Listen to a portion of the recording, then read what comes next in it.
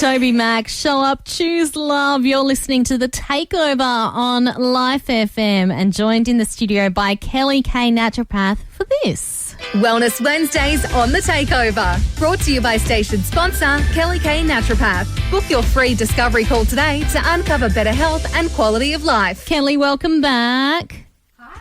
Having me back. It's so good to have you in the studio again tonight for another Wellness Wednesdays. And tonight we are looking at a topic that is very relevant because we're going into winter in like a week, and it's getting very cold outside.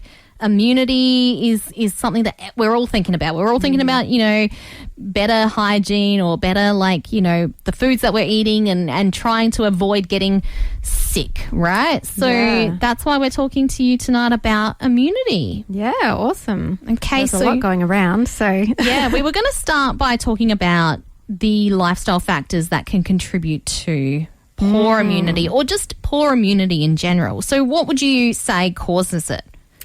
Well, I think it's a accumulation of a lot of different factors. So sleep is a really big one. So if people are burning the candle at both ends and not getting enough sleep or poor quality sleep, then that's going to have a really big impact on your immunity. Okay. And then stress as well. So if you think about stress and, the stress response, we often talk about the fight or flight response, which is a fantastic process that happens for our survival, really, and to help us get out of a life or death situation. Yep.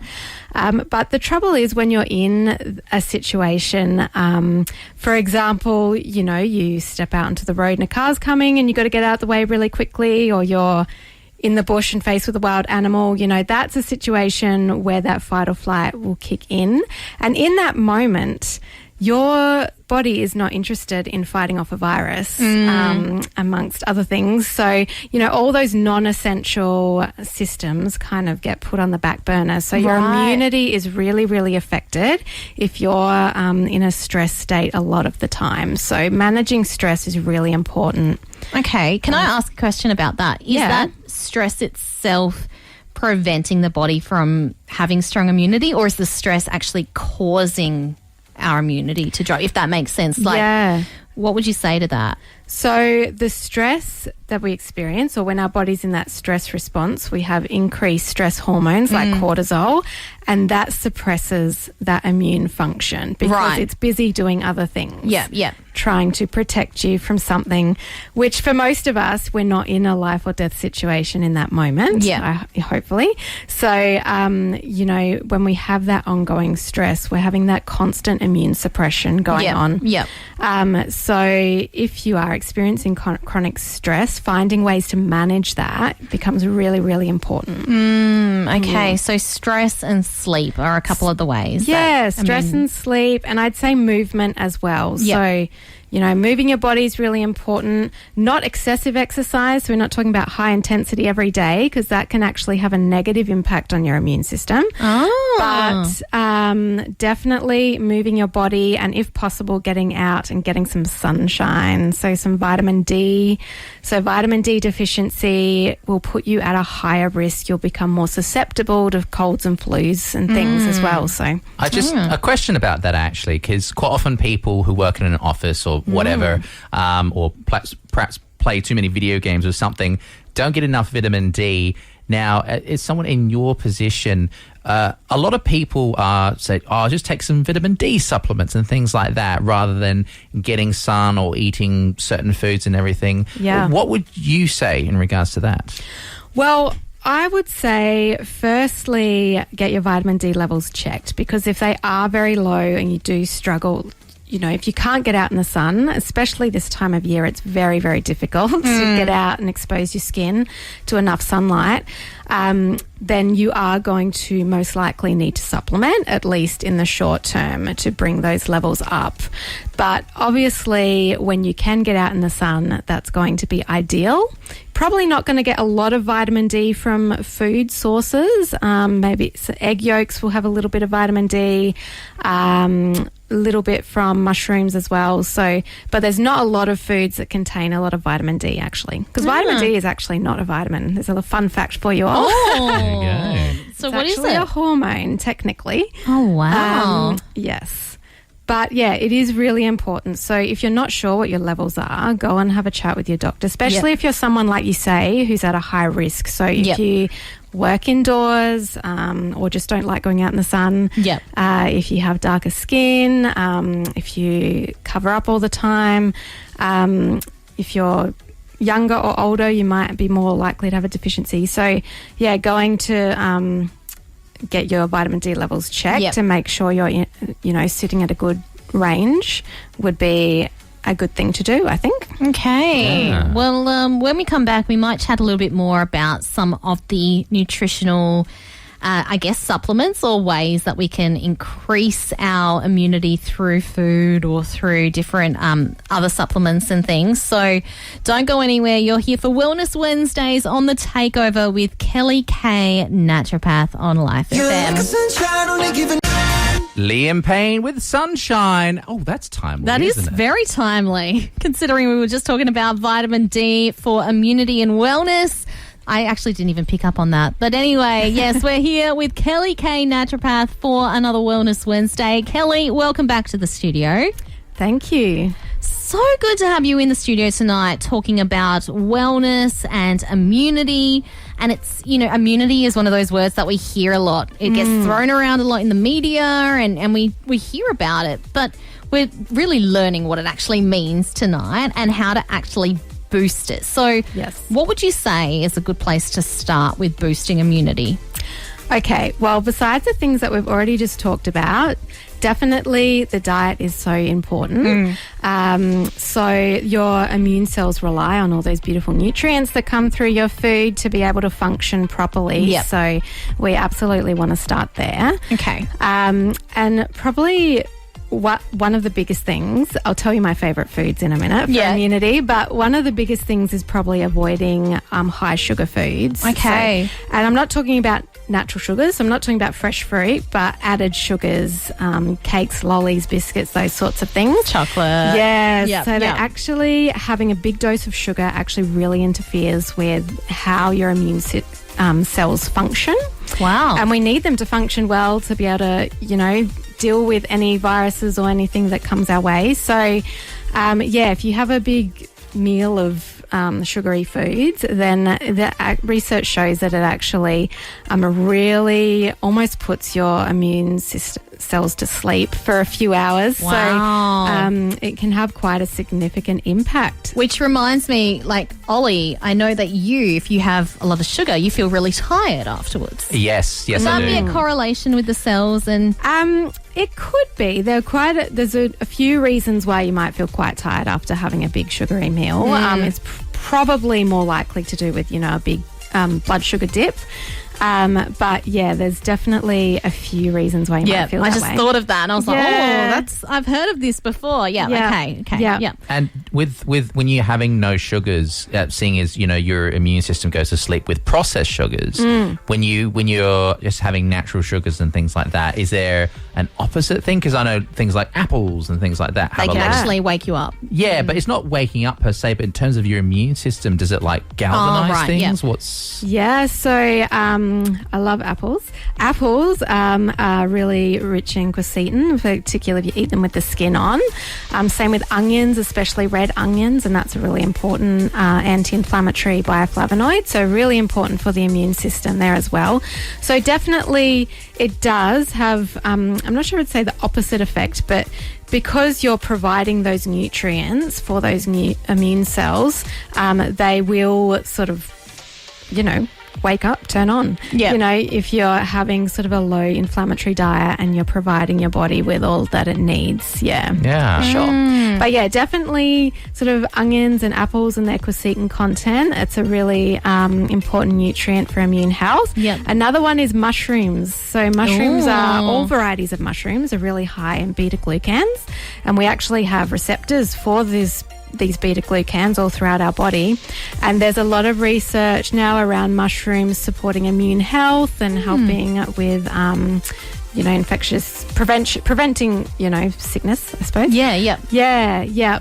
So love, get onto the mushrooms. Nice. Yeah. Okay. So mushrooms, things like apples, red onion, any other green types. Tea is another one. Green tea. Yeah. So people who drink green tea regularly are less susceptible to colds and flus. So they have my words aren't coming out properly, but they have less frequent colds and flus and things. Yeah. Wow. Interesting. So probably good. They're really, really good for your green tea. Yeah. Really good, high antioxidant. Underrated. Yeah. Yeah. And they think that drinking green tea, it has a direct effect as well by preventing like a virus from entering the cells, the human cells. So, that's really interesting. Yeah. As Okay. well. What about in terms of supplements and things? Like I know I've heard that vitamin C is obviously very good. Things like zinc. What about olive leaf extract? That's another one that I've heard is really good, and I use and I find it to be really effective if I'm starting to get sick and I take it right at the beginning. It can kind of nip it in the bud. Yeah, it can be very useful. Yeah, olive leaf. I do like olive leaf. Echinacea is another one that I really like as well. Okay. And that one, it's not too bad to use, preventatively as well for some people. Obviously, I'm giving all this as general information. Yes, so if you're, have a condition or on any medication, don't check with someone first. But yes, love echinacea. Vitamin C, I usually only recommend in combination with bioflavonoids as well, because they tend to work together. Okay. And you can get combinations of, it'll say vitamin C with bioflavonoids or something like that. But obviously also trying to really increase those vitamin C rich foods. Yep. And so like you said, the apples are great.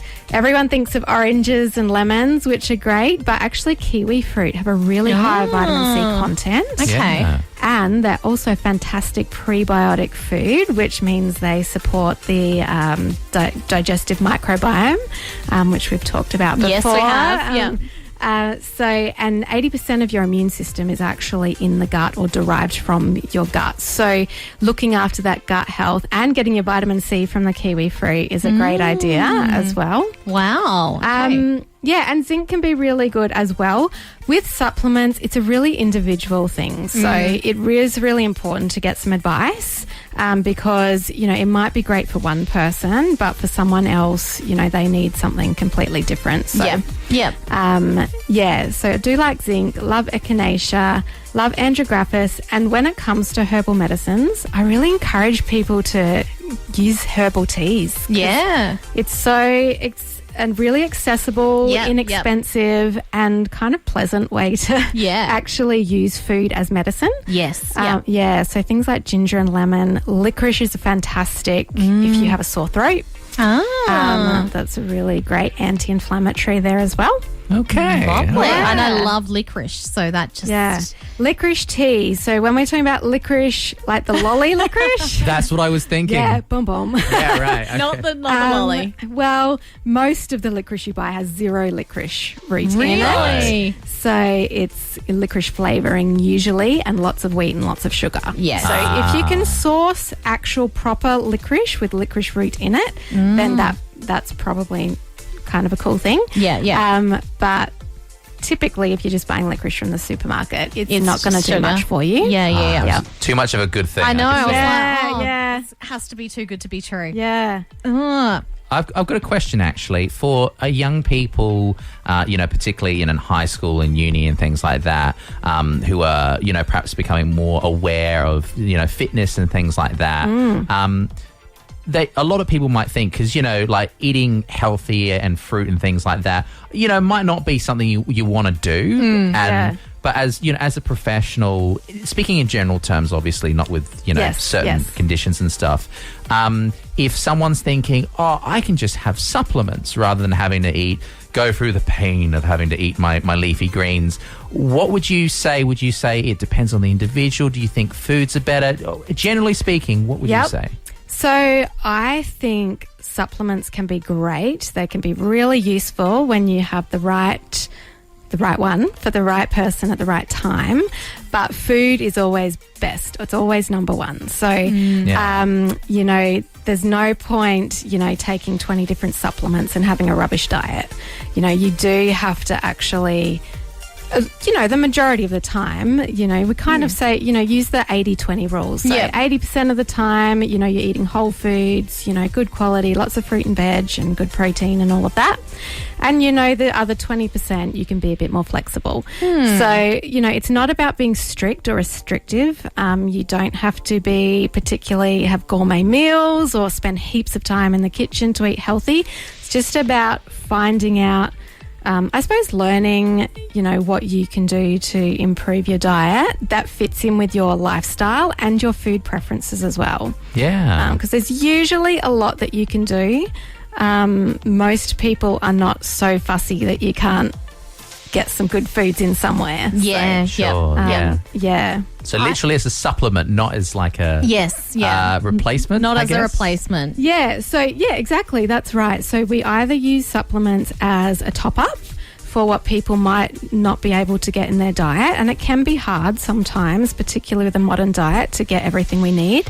And then the other way we use supplements is therapeutically. So if someone has a condition or basically if someone has a condition or a symptom where we're trying to elicit a certain response and change the physiology, then that's when we talk about using supplements therapeutically as medicines. Okay. Yeah. I've got another question, but I'm just wondering, Kelli, can we go to a song and come back? Do you have time to stick around? Because I have an old wives' tale about colds and flus and things that I want to ask you about. So let's get into that straight after this one from Peabod on The Takeover. Still mad. Peabod with Mad. You're listening to The Takeover on Wellness Wednesday with Kelli K, Naturopath. Kelli, thank you so much for sticking around tonight, a little bit longer than usual, but we're having a really great chat about winter and immunity and just looking after ourselves really well. And I just wanted to quickly ask you about the old wives' tale of you get colds from being in the cold or, getting caught in the rain, those kinds of things. Is that true? Do we actually get colds and flus from being stuck in the cold? No. Okay. What can happen is that I suppose we might become more susceptible to catching something if we get very cold for a long period of time. But there's no real evidence to say that going out in the cold or being in the rain that you're going to catch a cold. Okay. What does happen is that our immune system works at its best at a little bit of a higher temperature. Right. That's why we get a fever. If we get sick, our body does that. Will do that, to fight off the virus. To fight off the virus. So, I wonder if that's where that thought has come from.